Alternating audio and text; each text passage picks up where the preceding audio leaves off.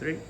Hi there, my name is Liam Sullivan. I'm a cardiovascular anesthesia fellow at Texas Children's Hospital, and today we're going to be showing you some ultrasound skills for vascular access.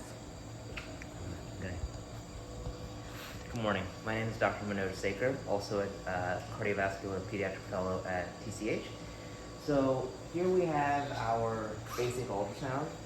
For vascular access, we typically use the high-frequency linear probe.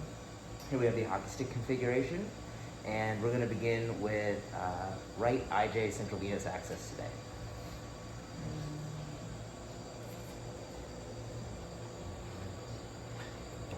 Try to walk over. If you turn on the lights. Turn on the lights.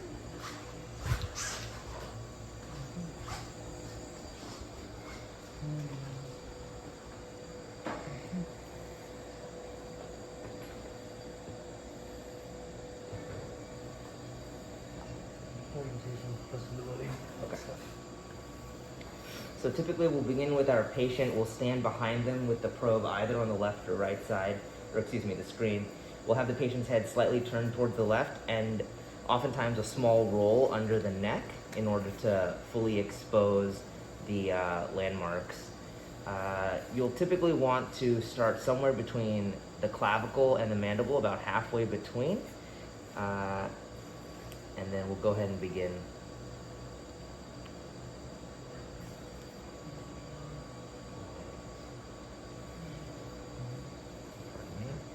So,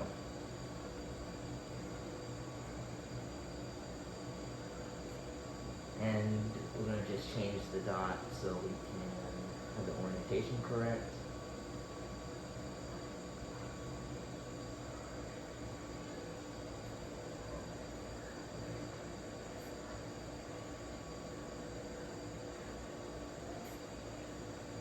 So on the screen here, right side of the screen is the patient's right, left side of the screen is patient's left. You can see two circular structures. The superficial circular structure is the right IJ. You can see as I compress, the right IJ will disappear. The remaining structure is the internal carotid, which you can see is pulsatile, a little more circular in nature with a slightly thicker wall. However, if I compress really hard, in him it's actually very hard to compress. In neonates, a lot of times you can compress both.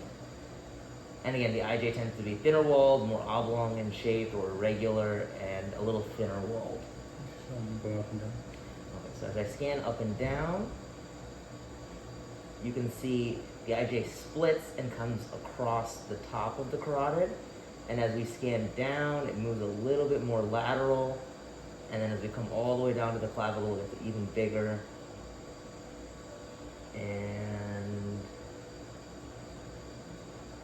that's about as far down as we can go on our patient today.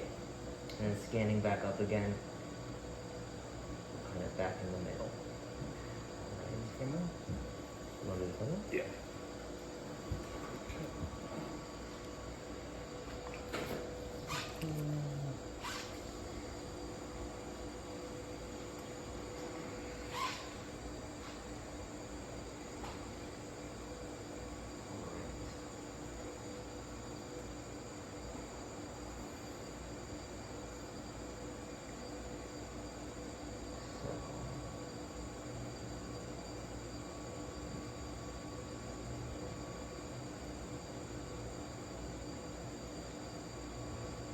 So it's around.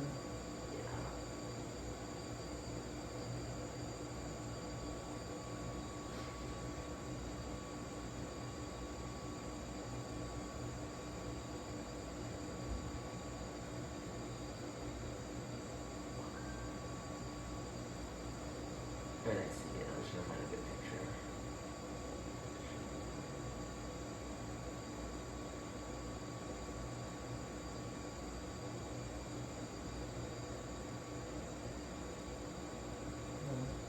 Yours is actually underneath your artery.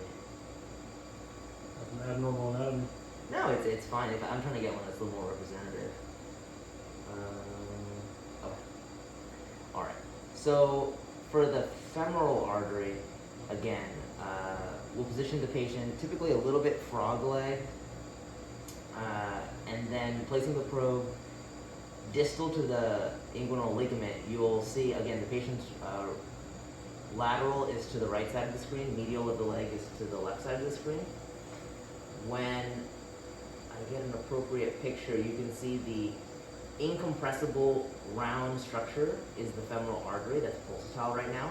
As I release compression, you can see another structure open up around about 7 o'clock, and that is going to be your femoral vein. As you scan higher up towards the inguinal ligament, it'll move a little more medial, but typically you'll have the nerve lateral followed by the artery followed by the vein. And again, as you compress, it disappears, and as you release, it comes back. And I'll scan a little bit up and down. You can see the artery splits a little bit, and the vein kind of comes underneath. And as we go more proximal, it moves back medial. Right, you pause?